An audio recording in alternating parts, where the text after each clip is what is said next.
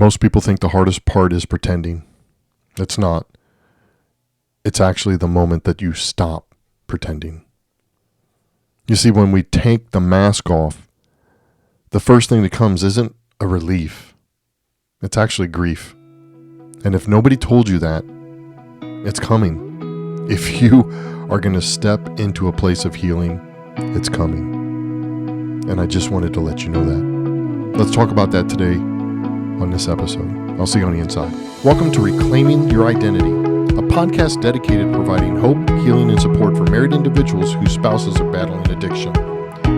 Rooted in the truth of your identity in Christ, this podcast offers practical guidance and biblical insight to help you navigate the challenges of addiction within your marriage. Here we'll find encouragement and embrace God's plan for restoration in your life. Let's walk this journey together, one step at a time. Hello and welcome to Reclaiming Your Identity podcast. I am Steve, your host, and as always, I'm super excited that you're here today. Hey, we are in a series called Pretending is Over. Yes, pretending is over. There's no longer a way that you can pretend it's over. Start your healing. Stop being fake. Anyway, we're in episode number 2 today, which is what happens when you stop pretending. But if you haven't listened to episode number 1, please go back and check it out because it lays the foundation of the whole series. So please go check that out. And before we dive into this episode, would you please like, subscribe, share, comment, do all that stuff on all the socials because it really helps get the program out there. It's starting to make a little bit of a movement, and I could use your help in making it move a little bit faster. So if you would like, subscribe, do all that good stuff for me, I would appreciate it. Also, I'd love to hear from you. What your thoughts, what you'd like to hear, maybe just how this has impacted you. So reach out to me as well. You can visit partnersofaddicts.com or the actual website, which is walkrightministries.com, which houses everything. I want to talk about what happens when you stop pretending. So what happens when you stop pretending that you're here for somebody else, that you're trying to fix somebody else, that you're pretending you're okay? What are we going to do when we take off that mask? So last week we talked about the hiding place. We talked about how codependency trains you to find worth into somebody else, that you need to be validated through somebody else, that you're worth, everything you put into yourself is actually dumped into somebody else. So that is, you're hiding behind that person. I like to put it this way. You're only as good as that person is that day. So you're only as good as the addict is that day. And if that addict's having a great day, guess what? You get a chance to breathe. You are having a wonderful day and life is just great.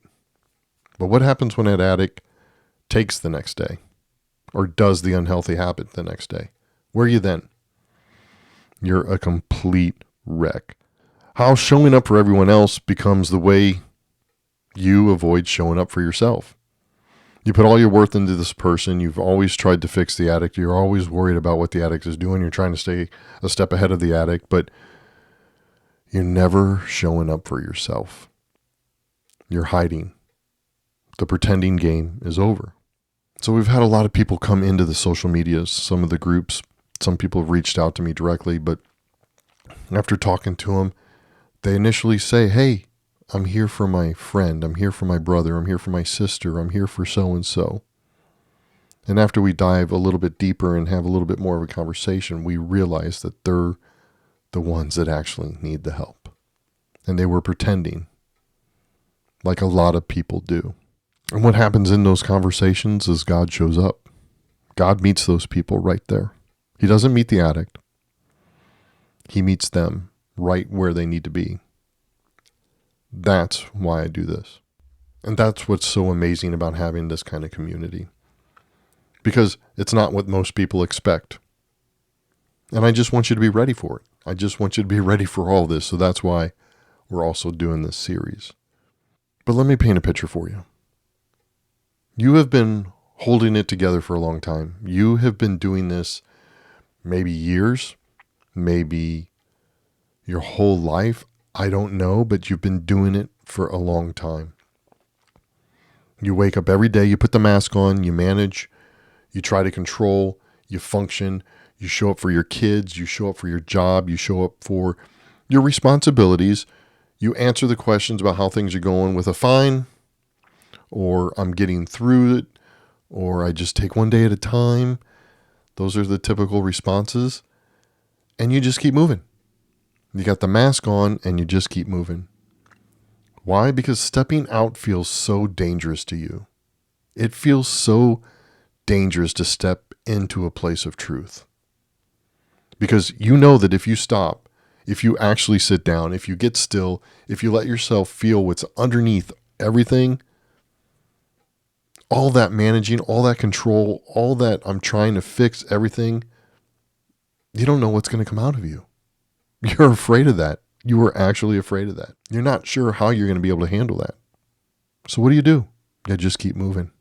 You just keep moving forward. You put the mask on every single day and you slowly disappear. You slowly lose who you are. And you just keep putting the mask and keep putting the mask until one day,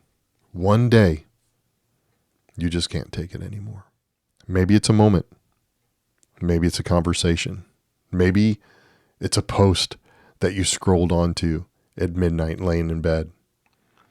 Maybe it's something else. Maybe something nudged you, but it stops you cold.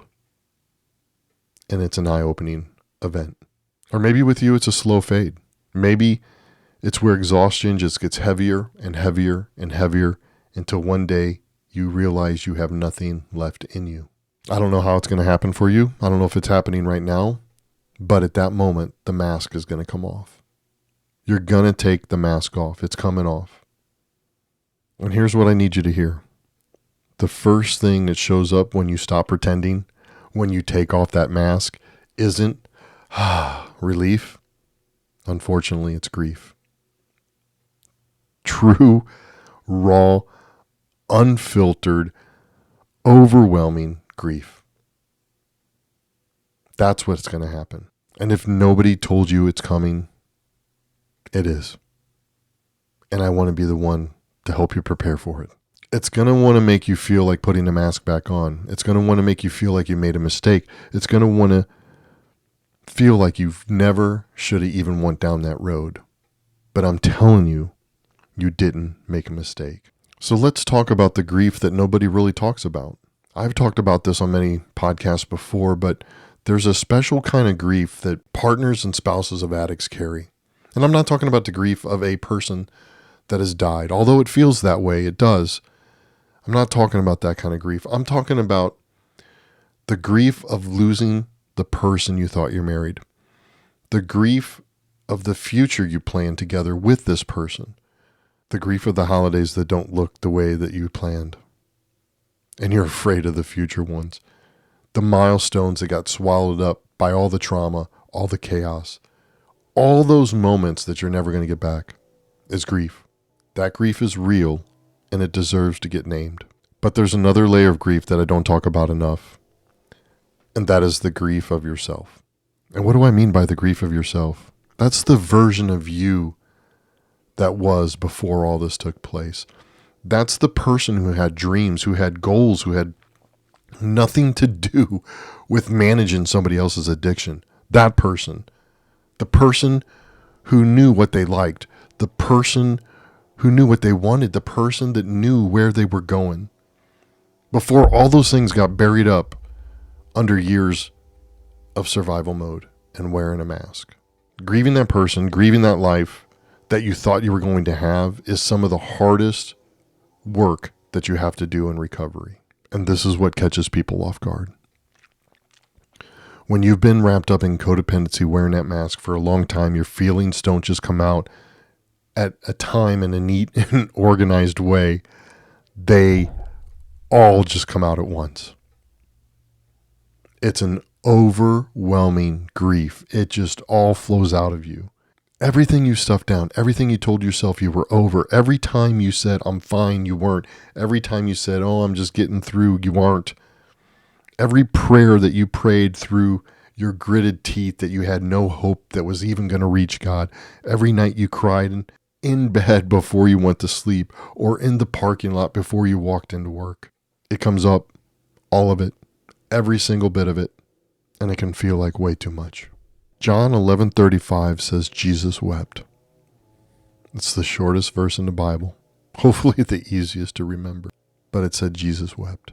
Not Jesus observed the grief of others, not that Jesus acknowledged that the situation was sad. Jesus wept. Even God, in human form, did not skip grieving. He didn't skip it. He didn't have this superpower and blew it off. Jesus grieved too. He sat in it. He let it be real. He let it move through him. He wept. And this is your permission to do the same today. You can grieve. You can weep for yourself, for the life that you don't have at the moment. And that's okay. So let's talk about the difference between broken down and broken open, because there is a difference. Broken down is what the enemy wants you to think. Broken down is where the enemy wants to keep you. It is a place that when you are looking at the grief coming up, it's a place where when you are looking at the sadness that's going to set in, you're looking at the anger that's going to boil up from you. It's going to bring all these things. This grief is going to bring all these things to the front, and the enemy wants to keep you broken in that. He's going to say that, look, you starting this process is wrong. You feel more comfortable under the mask, so put it back on and stay there. That's what the enemy wants you to think. He comes to steal, kill, and destroy. That's not how God designed you. That's not how God intended you to be, and he wants you to be free from this too. So don't believe the lie. Don't believe that you cannot handle what is underneath this healing process, this grieving process of us moving forward. Broken open is this. In Isaiah 61:3 says this, he will give beauty for the ashes, the oil of joy for mourning, the garment of praise for the spirits of the heaviness. This is not a transaction. This is a process that God puts you through. This is what suffering brings. He takes the ashes, the burned up, the used up, the exhausted remnants of what you've been carrying around in this entanglement with an addict, and he makes something out of them. So don't believe the lie that God's not going to do that. Don't believe the lie that you need to stay hidden under the mask. I have a lot of people reach out to me for help, and then the moment that they open up and you start to help them, they shut down and disappear. Because it's uncomfortable to continue to step into that newness, that unknownness, that, wait a minute, I'm starting to get feelings that I don't know. I got to go back to being comfortable. People are afraid to move forward. People enjoy staying stuck. And I don't mean enjoy as that that's where they want to be. It's just that's what's comfortable. They've survived so long. That's what they know.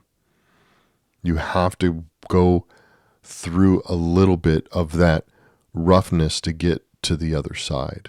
God cannot give you the beautiful end result of your ashes if you don't let go of the ashes to begin with.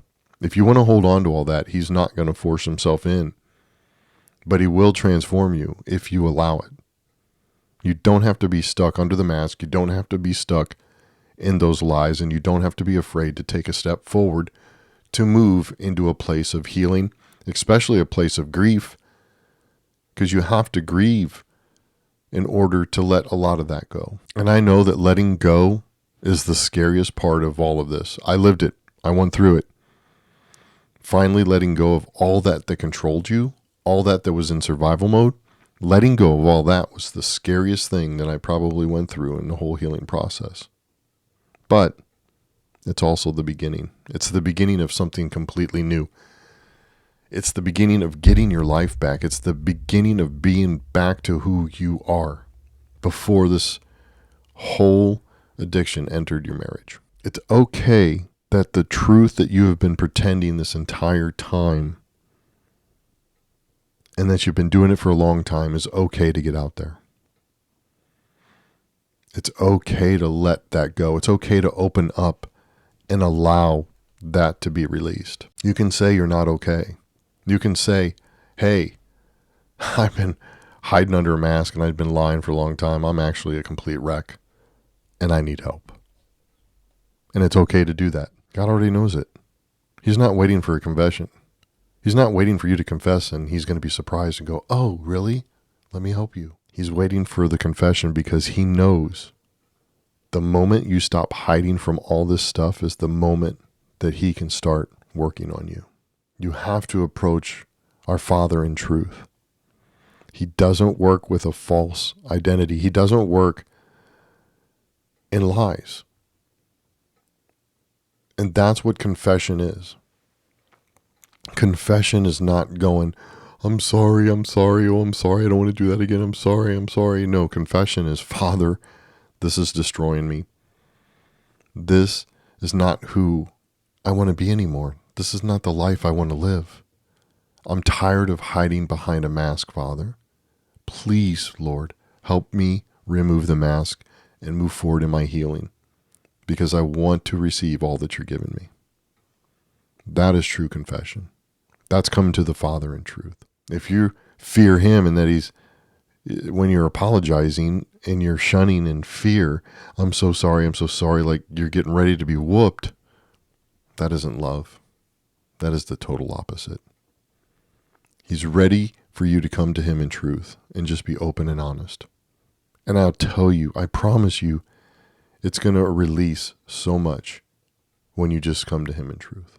When you stop praying for the addict, and I don't mean that in a bad way, I'm just saying when you stop your prayers, fix this, do that, please fix them, do this to them, please help them, please get us back on track, please do all this. When you change that to, Father, please just help me.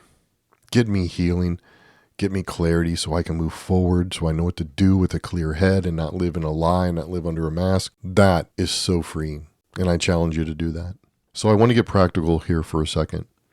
I think sometimes we can hear things like grief, healing, breaking open, and we find it kind of weird, kind of abstract. But I want to let you know what it actually looks like in true life. It might look like crying in the shower for the first time in a very long time. Just letting it go. It might be letting you actually feel something and responding instead of shoving it way deep down inside of you and keeping quiet. It might look like saying to a trusted person, I'm not okay. I'm not doing good. You don't have to approach everybody in the I'm okay, I got it all together survival mode you. It's okay to open up and just say, I'm not good. I'm not good. It will look like sitting in your car before you enter the house because you know it's going to be another chaotic night and just saying, okay, Father, you're with me. I'm going to be ready for this. This is where I'm at. This is how I'm feeling, and not go backwards. I don't have any pretty words for you today, but I know this evening's going to be rough, and I know you're in it. It's going to look like that sometimes. And I'll tell you what, you're going to become angry. You're going to become so angry the more that you start getting clarity. You're going to become angry, not at the addict, not at the person, but you're going to be angry because you allowed your life to be robbed of this stuff. You're going to become angry because what it's done to you, not what it's done to the addict, but what it's done to you, what it's robbed you, what it's cost you a lot. Anger is not ungodly.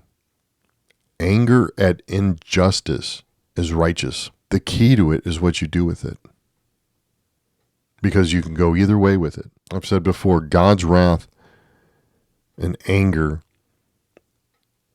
is he wants to remove all that lie, all that insecurities that you are feeling trapped under this mask. He just wants to come in and rip that out of you. He's so angry at that injustice. He just wants to rip that out of you because that is not who he designed you to be. That's none of his characteristics. That's none of what he put into you. You just are believing a lie, being in this entanglement, and he just wants to kick in the door and remove all that from you. That's his anger. That's his wrath. But he doesn't do it because he's given us the ability to choose him. If he just did that for everybody and kicked his way in, we would be puppets. We wouldn't have free will. We wouldn't What good of a father is that if he controls us? So it's okay to be angry at what it cost you, what it's costing your kids. And I'm going to be upfront and honest with you. This is why people are afraid to go through transformation and healing. Because at some point, it's going to feel like the worst part of your entire process. Even worse than when you were with the entanglements with the addict and some of the fights and some of the things that you've gone through. When you start going through healing, you're going to go through a season where you feel a lot worse before you feel any kind of better. That's the grieving process. That's the transition we have to move through. Everybody's got to go through that door in the healing process. You have to go through that door. And you may go through it many times, but we all have to go through it. So, are you afraid of not wanting to walk through the door? Or do you just want to go put the mask back on because it's comfortable and that's what you know? That's only what you can do. Only you can surrender that. I can't force you. I can't make you. I can just share how great it is on the other side of all that. And how freeing life can be when you're not held down by codependency. So as we close out the show, let me give you something practical to walk away with today. I want you to think about one thing that you're pretending today. One thing that you've been pretending about. Name it today. Just one. I just want you to name it. Write it down, journal it, name it out loud. What is one thing that you've been pretending about? You don't have to tell anybody else. Maybe you can reach out to me and email me or message me and tell me if you want. I'd love to help you walk through that. But you don't have to tell anybody. Just tell yourself. Maybe you can let that go to God and just say, hey, God, I've been pretending blank. And I want to change it. Just put your toe in the water just to feel it out a little bit. I want you to name the one thing you've been saying I'm fine about when you haven't been fine at all. You know what it is. It's touching your heart right now. Because naming it is the first act of stopping to pretend about it. You don't have to fix it today. You don't have to have a plan today. You don't have to know what comes next. It's okay. But knowing that you need to stop pretending is just enough to get you started. The second thing I want to do today is I want you to give yourself permission to not be okay. You don't have to have it all together. You act like it, but you don't. When you're alone, give yourself permission to say, I'm not okay. And it's okay to do that. I know it sounds simple, but most people in a recovery community setting have not been able to say it's okay. That wasn't an option. There's kids to take care of. There's jobs to show up for. There's houses to take care of. There's all these things to keep together. Not being okay had consequences to you. So it wasn't okay to be that way. But here in this space, in the Walk Right community, at this show, everything we talk about, you have permission to not be okay. It's not a weakness. It's honesty. And as we talked about just a little bit ago, honesty is where everything starts in the healing process. I want to thank you for listening to today's episode. Again, if you would, please like, subscribe, share, comment. I want to take a moment to invite you in to this community to where you don't have to say who you are because we already know. And it's a safe place to gain healing, to find out who you are in Christ. No religious stuff is in here.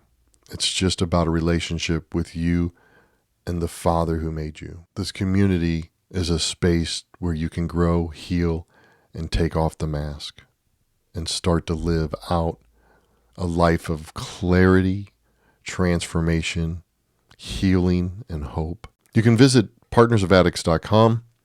It has information on the community, and it also has a couple courses that might interest you. I've got a short course, which is $25. 5 reasons why you're stuck, why you can't move, why you can't change, why you stay under the mask. And then I have a weekend crash course, $47. It is a course that just dives into your soul and starts to rip back some of those layers. Start doing something for yourself. All that could be found at partnersofaddicts.com. And I'm so glad that you guys are reaching out, and I'm so glad to meet new people. So glad that I'm helping new folks on their journey to healing. And next week, we're going to shift our focus to something that's also really hard, and it's learning how to receive. We'll be talking about that in part 3. If you haven't listened to part 1, I'd go back and listen to it, and I'd get some people that maybe you know that are entangled with an addict and maybe listen to these 5 episodes or any of the others that are in the archive. Go back and listen to those, because this is a place of hope, healing, and transformation. I want to thank you again for listening and supporting us, and I'm so thankful that I get to do this every week. And remember, as always, you're loved, you're holy. I'll see you in the next episode. God bless.